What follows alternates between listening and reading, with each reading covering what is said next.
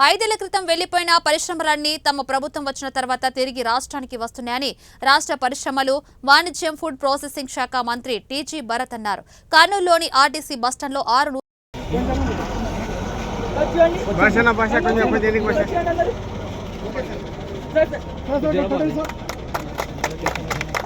తమ యూనిట్ను ప్రారంభించేందుకు ముందుకు వచ్చిందన్నారు. దీంతో పాటు ఇంకా ఎన్నో పరిశ్రమలు రాష్ట్రానికి రానున్నట్లు చెప్పారు.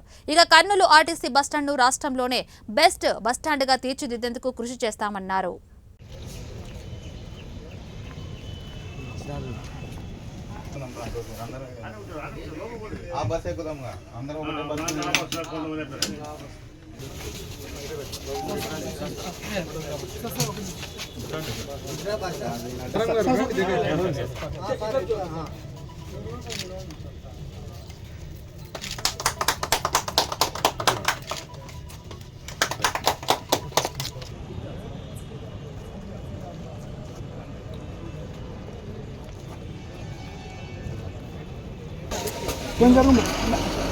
టచ్ చేయండి మేము వచ్చేయండి టచ్ చేయండి అందరూ okay sir sir sir sir పెట్టండి సార్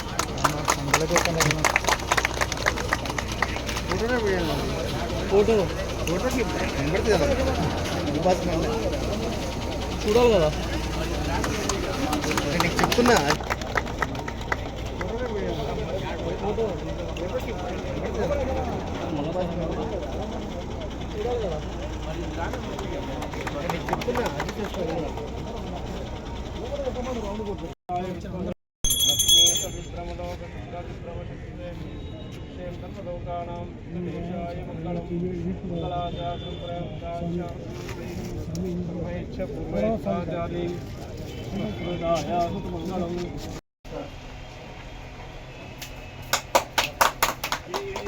డిఫరెంట్ సార్ ఇది అంటే దాంట్లో 36 ఉంటాయి సార్ సీట్స్ ఇంకో 40 ఉంటాయి సార్. ఓకే. జయాయ సర్వేశ్వరాయ సదాశివాయ శ్రీమన్మహాదేవాయ నమః.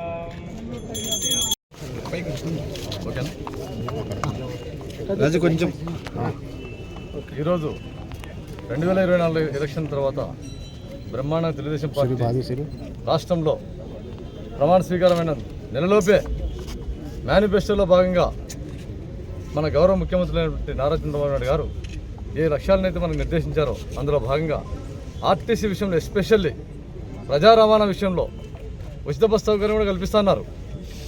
అవి కల్పించడానికి తదుపరి సంతకం పెట్టే కంటే ముందరనే ఈ ఆర్టీసీని ప్రక్షాళన చేయాలనే ఉద్దేశంతో కొత్త బస్సులను కూడా ఈరోజు బ్రహ్మాండంగా ఈ కర్నూలు డిపో నుంచి మనం ఈరోజు మన గౌరవ మంత్రివర్యులైనటువంటి టీజీ భరత్ గారి సమక్షంలో ఎంపీ ఆధ్వర్యంలో ఆర్ఎం గారి సమక్షంలో బ్రహ్మాండంగా ఈరోజు ఓపెనింగ్ చేసుకుంటున్నాం. అంతేగాక తెలుగుదేశం పార్టీ బడుగు బలహీన వర్గాల కోసం ఏవైతే మేనిఫెస్టోలో భాగంగా హామీ ఇచ్చిందో మీరైతే అన్ని చూశారు. ఉచిత ఇసుక కూడా మన 8వ తారీఖు మొదలైంది. పెన్షన్ కూడా 200 నుంచి 2000 చేశారు, 2000 నుంచి 4000 చేసిన ఘనత కూడా తెలుగుదేశం పార్టీది.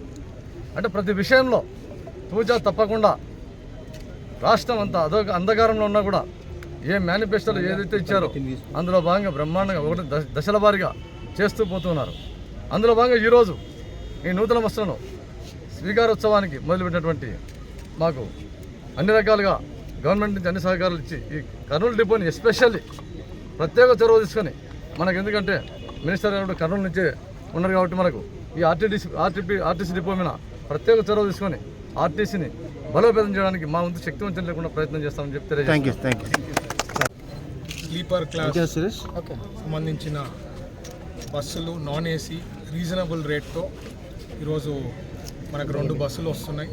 తిరుపతికి విజయవాడకి కూడా ఉంటుంది. అదే కాకుండా అల్ట్రా డీలక్స్ బస్సు 6 బస్సులు స్టార్ట్ చేయబోతున్నారు మన కర్నూలు ఆర్టీసీ డిపో నుంచి.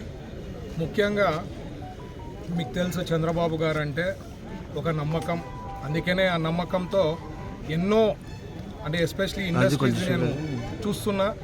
అశోక్ లీలాండ్ ఇది కొద్దిగా టాటా ఉండొచ్చు ఇక్కడ బస్సులు, బట్ అశోక్ లీలాండ్ వాళ్ళది ఈ మధ్యలో నేను పోయి వచ్చిన వాళ్ళ ఆ ఏరియాలో అశోక్ లీలాండ్ వాళ్ళు చంద్రబాబు గారు వచ్చిన వెంటనే 5 years బ్యాక్ వెళ్ళిపోయినారు. ఇప్పుడు ఇమీడియట్గా రిటర్న్ వస్తామని చెప్పడం జరిగింది వాళ్ళు కూడా అక్కడ.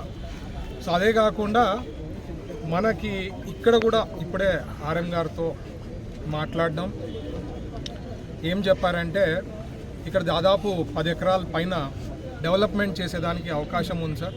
మంచిగా డెవలప్ చేసి ప్రజలకు ఉపయోగపడేలాగా నేను ఎంపీ గారు మాట్లాడుకొని ఇక్కడ ఏ రకంగా అయితే బాగుంటుంది, at the same time income కూడా జనరేట్ అవుతుంది ఆర్టీసీకి.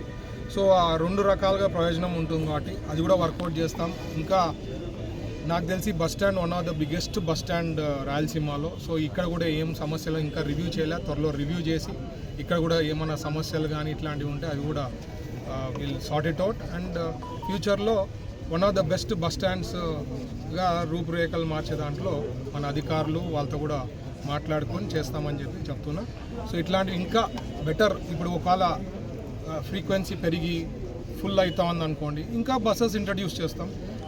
ఈ మధ్యనే నేను ఢిల్లీకి పోయినప్పుడు కూడా మన మినిస్టర్ గారిని కలిసి కర్నూలు నుంచి విజయవాడకి ఖచ్చితంగా ఫ్లైట్ రావాలని చెప్పడం జరిగింది. ఆయన కూడా ఆల్రెడీ వాళ్ళకందరికీ ఆదేశాలు ఇవ్వడం జరిగింది. త్వరలో మనకు కర్నూలు టు విజయవాడ కూడా ఫ్లైట్ రాబోతుంది.